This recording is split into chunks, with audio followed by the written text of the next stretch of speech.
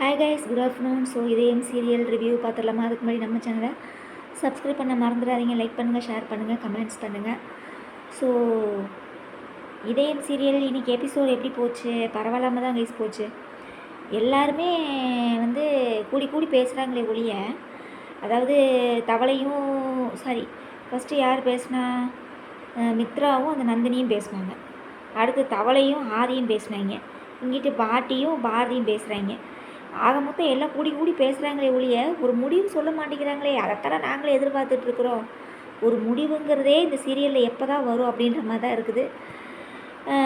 Review பண்ணுற அளவுக்கு content அப்படிங்கிறது பார்த்திங்கன்னா எதுவுமே இல்லை. அதாவது என்ன நடக்குதுன்னா, நம்ம நந்தினிக்கிட்ட வந்து மித்ரா வந்து நடந்ததை சொல்கிறாப்புல.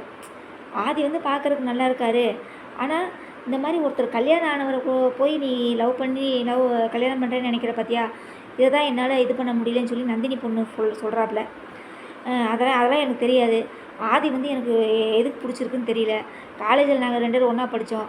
ஆதியை நான் அப்போ லவ் பண்ணேன். நான் அமெரிக்கா போயிட்டு வரக்குள்ளே அவனுக்கு கல்யாணம் ஆகி போச்சு. சரியா, அதுக்குள்ளே 2 பிள்ளையும் ஆகி போச்சு. இப்போ எனக்கு அந்த பாதி அந்த பிள்ளைகள் தான் இடத்துல இருக்காங்க.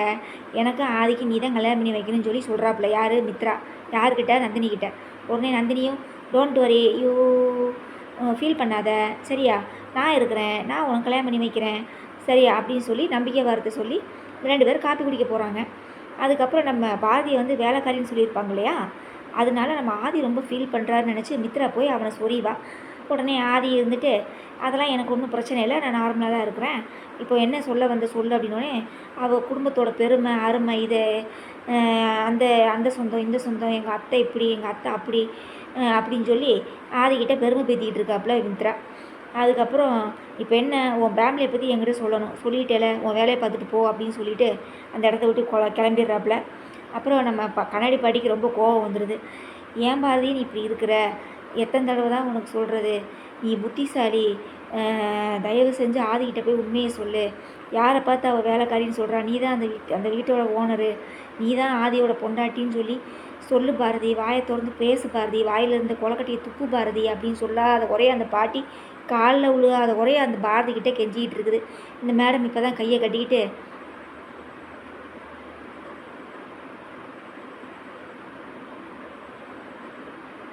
இது என்ன ரியாக்ஷன் எனக்கும் தெரியல கைஸ். நீ என்ன வேணாலும் கத்திக்கிட்டு போ, நான் பிடிச்ச முயலுக்கு 3 காலம் தான் நிற்பேன். ஆதிக்கிட்ட போய் என்னால் உண்மையெல்லாம் சொல்ல முடியாது, ஆதி செத்து போயிடுவான், அந்த குற்ற உணர்ச்சியில் என்னால் இருக்க முடியாது, நீ என்ன வேணாலும் கத்திட்டு போ பாட்டி, நான் எதுவுமே சொல்ல மாட்டேன், எதையும் கேட்க மாட்டேன்னு திமுருத்தனமாக நின்றுட்டுருக்குறா, திமுருத்தனமாக. அதுக்கப்புறம் நம்ம திலகா பாட்டி வேறு இந்த உண்மையை கண்டுபிடிக்கணும், மீனா கிட்டே சொல்லணும்னு சொல்லி அலைஞ்சிக்கிட்டே இருக்கு இல்லையா. இவங்க 2 பேர் பேசுகிறத நின்று வேடிக்கை பார்த்துட்டு இருந்த பாட்டிக்கு எங்கிட்டு புத்தி வேலை செஞ்சிச்சுன்னு தெரில, டக்குன்னு செல்ஃபோனை எடுத்து வீடியோ எடுக்க ஆரம்பிச்சிருச்சு மீனா கிட்டே கொண்டு போய் காமிக்கிறதுக்கு. ஆனால் எனக்கு ஒரு டவுட்டு கேஸ், இந்த அம்மா வீடியோ எடுத்து மீனா கிட்டே கொண்டு போய் சொன்னாலும் மீனாவால் என்ன செய்ய முடியும்? அவன் புருஷனை சுதாகரை எதிர்த்து இவனால் பேச முடியுமா மீனாவால்? அப்படி பேசுகிற பொம்பளையாக இருந்தால் பிரச்சனையே இல்லையே, இவ தான் சுதாகருக்கு அடங்கி போகிற பொம்பளையாச்சே. அதுக்கப்புறம் மித்ராவும் அவங்க அண்ணி பேச்சை கேட்பாளா? கேட்க மாட்டான். அப்போ மீனாவுக்கு தெரிஞ்சு என்ன பிரயோஜனம்? ஒரு பிரயோஜனம் கிடையாது, புரியுதா?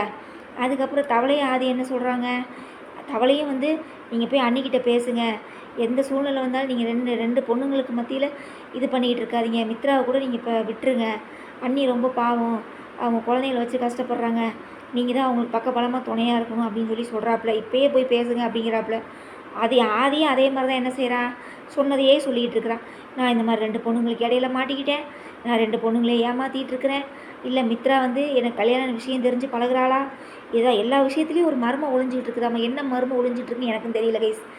எல்லோரும் ஓப்பனாக பேசிட்டா வேலை முடிஞ்சது. இதில் என்னையா மர்மம் இருக்குது? ஒரு மர்மமும் இல்லை, ஒரு மண்ணாங்கட்டியும் கிடையாது, சரியா? நீ போய் மித்ரா கிட்ட எனக்கு கல்யாணம் ஆயிடுச்சு அப்படின்னு சொல்லி மித்ரா கிட்ட பேச வேண்டியதானே. நீயும் வாயை திறக்க மாட்டேன், உன் பொண்டாட்டியும் வாயை திறக்க மாட்டா, 2 பேரும் வாயை திறக்காமல் நாடகத்தை போட்டு கழுத்து அறுக்குறீங்க எங்களை. கேவலமாக இருக்குது. அவ்வளோதான் கைஸ், வேறு ஒன்றும் ரிவ்யூ பண்ணுற அளவுக்குலாம் இந்த சீரியல் வந்து நீ ஒருத்தே இல்லைன்னு தான் எனக்கு தோணுதுங்க. ரொம்ப வெறுப்பாக இருக்குதுங்க, ரொம்ப வெறுப்பாக இருக்குது. எல்லாம் இப்படியே இவங்க 2 கூடி பேசுறதுல மண்ணாங்குட்டி எல்லாமே. நான் நாளைக்கு பாரதி என்ன சொல்லுவா, இதே தான் சொல்ல போகிறான். விடுங்க பாட்டி, நம்ம பொறுமையாக இருக்கலாம், ஆதிக்கு எதுவும் ஆயிடக்கூடாது, பொறுமையாக இருக்கலாம், பொறுமையாக இருக்கலாம். இதைத்தான் அந்த பாட்டி வாய் சொல்லி எனக்கு தெரிஞ்சு கைஸ் ஒன்று தான் நடக்க போகுது நான் நினைக்கிறேன். இந்த பாட்டி யார் இந்த பாரதி கூட நின்று பேசிகிட்டு இருக்கு பார்த்தீங்களா, கண்ணாடி போட்ட பாட்டி, இந்த பாட்டி டென்ஷன் ஆகி ஒரு இடத்துல கத்த போகுதுன்னு நினைக்கிறேன். சரியா? இவங்க செய்கிற சேட்டையெல்லாம் செயல்கள்லாம் பார்த்து டென்ஷன் ஆகி கத்த போகுது. இவ தாண்டா உன் பொண்டாட்டி அப்படின்னு சொல்லி, இவ தான் உன் புருஷன்னு சொல்லி இந்த பாட்டி தான் வாயத்தரும் சொல்ல போகுது நான் நினைக்கிறேன். டென்ஷன் ஆகி அதாவது பொறுத்தார் பூமி ஆழ்வார் தாங்க, இல்லைன்னு சொல்ல. பொறுமைக்கு ஒரு எல்லை இருக்கு இல்லையா? எவ்வளோ தூரம் தான் பொறுக்கும் அந்த பாட்டியும், எவ்வளோ தூரம் அட்வைஸ் பண்ணிக்கிட்டே இருக்குது. ஒரு வயசானவங்க நம்மளுக்கு நல்லது தானே சொல்லுவாங்கன்னு அந்த எண்ணமே இல்லைங்க அவளுக்கு.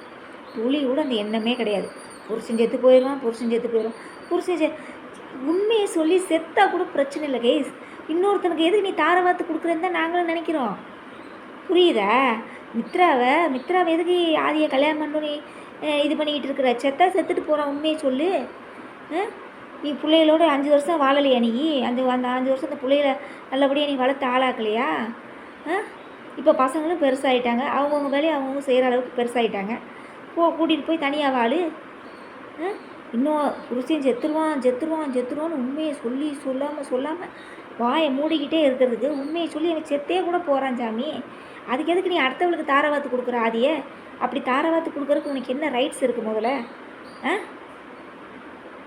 ஓ சாமி, முடியல. இந்த சீரியலை பார்த்தாலே கடுப்பாக வருது. அப்புறம் மற்ற சீரியல் இன்றைக்கி கார்த்திகை தீபம் சண்டே ஸ்பெஷல் பார்த்தீங்களா? இந்த வாரம் சண்டே ஸ்பெஷலாமா? ஏதோ சிலம்பாட்டம்னா நம்ம கார்த்தி ஆடுறாரு, சிலம்பாட்டத்தில் ஜெயிக்கிறாராமா, பரிவட்டத்தை வாங்குறாராமா. இந்த வாரம் 2 மணி நேரம் ஸ்பெஷலாக வாங்க, சண்டே ஸ்பெஷல்னு போடுவாங்க இல்லையா? இந்த வாரம் கார்த்திகை தீபமாமா. எல்லாம் பார்த்து நல்லா என்ஜாய் பண்ணுங்கப்பா. சரியா? நம்மளுக்கு அதை பார்க்குறதுலாம் போர் அடிக்குது. சும்மா எப்போ பார்த்தாலும் ஓட்டரை காடாட்டம் எல்லாம் எடுத்த சீனையே எடுத்து நம்மளுக்கு டென்ஷன் பண்ணுறாங்க. ஆனால் கோயிலில் விசேஷத்தை தடுக்கிறதுக்கு நான் அவங்க, இல்லைனா பரிவட்டம் கட்டுறது யார்? பரிவட்டத்துக்கு இவன் சொந்தக்காரனா இதே பிரச்சனை தான். அப்புறம் வேறு என்ன சீரியல்? அவ்வளோதான். வேறு எந்த சீரியல் நான் ரிவ்யூ பண்ணுற ஐடியாவே எனக்கு இல்லைங்க. எனக்கு சீரியலாகவே இல்லை. பாரிஜாதம் நல்லா இல்லை, சந்தியாராகம் நல்லா இல்லை. அதுக்கப்புறம் பாரி சீரியல் ஒன்று தான் பார்க்கறதுக்கு பரவாயில்லாமல் இருக்குது. அதுக்கப்புறம் அண்ணாமலை குடும்பம் தான் ஓடிக்கிட்டு இருக்குது. அது கூறுகட்டத்தனமாக இருக்குது. வெண்ணிலாவும் லவ் சொல்ல மாட்டா. அவனும் வெண்ணிலா கிட்டே இந்த மாதிரி நான் சாருன்ற பொண்ணு லவ் பண்ணிகிட்டு இருக்கேன்னு அவனும் சொல்ல மாட்டான். 2 பேரும் சேர்ந்து கல்யாணம் பண்ணிக்கிட்டு வாழ்க்கையில் இம்சப்படுறது தான் இவங்களோட வேலை. அப்புறம் வேறு என்ன? அவ்வளோதான் கைஸ். வீடியோ இன்றைக்கி சீக்கிரம் முடிச்சிடலான்னு நினைக்கிறேன். ஏன்னா இதயம் சீரியலில் பொறுத்தளவு கண்டென்ட் அப்படிங்கிறது ஏதாவது எடுத்தேறி ஒரு தவளை சொன்ன மாதிரி எடுத்தவங்க டக்குன்னு ஏதாவது ஒரு முடிவு எடுத்துடணும். சும்மா இப்படியே செஞ்சுக்கிட்டே குழப்பிக்கிட்டே இருந்தால் குழப்பமாக தான் இருக்கும். லைஃபே குழப்பமாக தான் இருக்கும். புரியுதா? டக்குன்னு எடுத்தவங்க ஒரு முடிவு எடுத்தால் தான் அது ரெடியாக இருக்கும். சீரியல் அது ரெடியாக இருக்கும், பார்க்கறதுக்கு நல்லா இன்ட்ரெஸ்ட்டாக இருக்கும். சும்மா எப்போ பார்த்தாலும் அரைச்ச மாவையே அரைச்ச உளுந்தையே அரைச்சி கேவலமாக இருக்குது. ரொம்ப கேவலமாக இருக்குது. போர் அடிக்குது. ஒரு சுறுசுறுப்பாகவே இல்லை. சீரியல் நல்லாவே இல்லை. வாந்தி எடுக்கிற மாதிரி இருக்குது. எல்லா சீரியல் வாந்தி எடுக்கிற மாதிரி இருக்குன்னா இது அதை விட வாந்தி எடுக்கிற மாதிரி இருக்குது. அவ்வளோதாங்க கைஸ். உங்களோட நிறைய குறைகளை கண்டிப்பாக கமெண்ட்ஸில் சொல்லுங்கள். ஸோ நிறைய பேர் எனக்கு கமெண்ட்ஸில் ஹாப்பி நியூ இயர் விஷ் பண்ணியிருந்தீங்க. ஸோ எல்லாத்துக்கும் ரொம்ப நன்றி. ஸோ 2026 பிறந்தாச்சு. பார்க்கலாம் இந்த வருஷம் இனி எப்படி இருக்க போகுதுன்னு தெரியல. வெயிட் பண்ணி பார்ப்போம். ஓகே, சரி. ஓகே கைஸ், கண்டிப்பாக உங்களோட என்ன சொல்கிறது, மனசில் நீங்கள்லாம் என்ன நினைக்கிறீங்க, இந்த மாதிரி இந்த சீரியலை திட்டி பேசலாம் அப்படின்னு நினைக்கிறீங்க அப்படின்றது எனக்கு கமெண்ட்ஸில் சொல்லுங்கள். சரியா? ஸோ நம்ம நாளைக்கு ரிவ்யூவில் பார்க்கலாமா? பை.